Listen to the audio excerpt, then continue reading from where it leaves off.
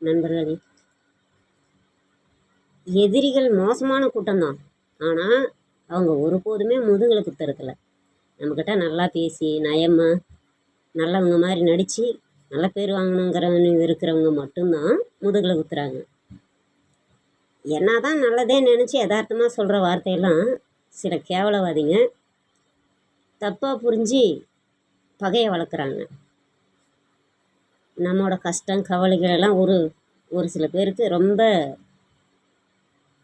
மனசுக்கு ஒரு சந்தோஷத்தை கொடுக்குற மாதிரி ஒரு சூழ்நிலை.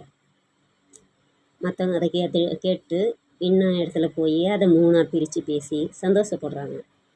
என்ன தான் செஞ்சாலும் செய்யட்டும், காலமும் கடவுளும் போடும் கணக்கை மாற்ற யாராலையுமே முடியாது.